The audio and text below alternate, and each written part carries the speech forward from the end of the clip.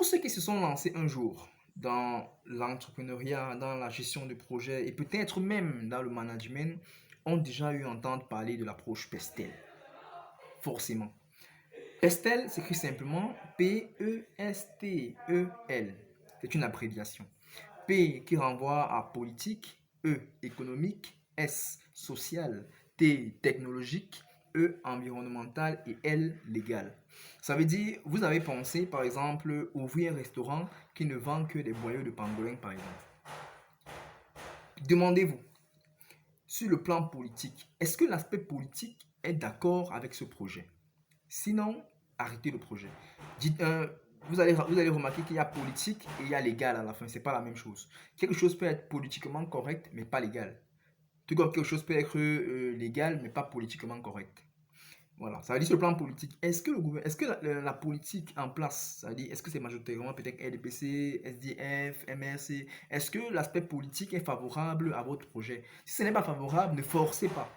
Parce que vous pouvez être victime des sabotages ou bien quoi que ce soit. Du coup, on ne force pas du tout. On cherche une autre idée.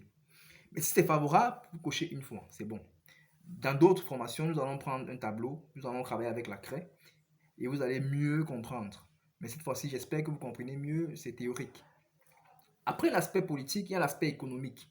Certes, le projet peut être politiquement accepté dans la communauté. Mais est-ce que la communauté elle-même est économiquement prête à acheter ce produit? Vous venez vendre les chaussures de 35 000 d'un village où le salaire le plus élevé est peut-être 25 000. Politiquement, il n'y a pas de problème. Mais économiquement, qui va se sacrifier pour 2 mois pour prendre une tennis? C'est peut-être ça. Est-ce que économiquement, la communauté est prête à dire oui au projet? Sinon, ben, barrez votre projet. Cherchez un autre projet. L'idée pourrait être très bonne, mais si économiquement, vos clients ne sont pas prêts à acheter votre produit, eh bien, faites un terme à ce projet-là.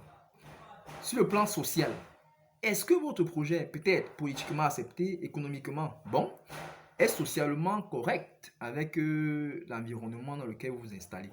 Ça veut dire, est-ce que vous venez d'une communauté où on ne mange pas le serpent ou vous voyez un restaurant spécialisé dans la vente du serpent? Est-ce que vous venez par exemple, il y a les localités où on ne mange pas les escargots, il y a les communautés où on ne mange pas par exemple, disons la tortue. Est-ce que sur le plan social, il y a les coutumes qui pourraient à un moment donné, aller contre votre projet? Si c'est ça, la coutume est très respectée au Cameroun. Ça veut dire évitez même de vous frotter à ça. Si vous vous rendez compte dans une étude que sur le plan coutumier, il y a un problème lié à votre projet, abandonnez le projet. Abandonnez carrément le projet, trouvez une autre idée. Il y a tellement qui nous entoure. Dans notre livre, il y a 100 idées qui vous entourent. Maintenant, sur le plan technologique, est-ce que vous venez ouvrir un cyber avec Pentium 1 alors que dans votre environnement, les gens ont des cyber avec des iCore 3? Est-ce que vous venez ouvrir un cyber avec une connexion vraiment médiocre alors que toute votre communauté, tout le monde a des téléphones Android où ils peuvent surfer pendant toute une journée avec 200 francs? Là, c'est sur le plan technologique. Est-ce que vous êtes à la pointe de la technologie? Si oui, ben d'accord, votre projet est accepté. Mais sinon, essayez soit de vous arrimer à la technologie, soit de revoir notre projet. Là, c'est clair.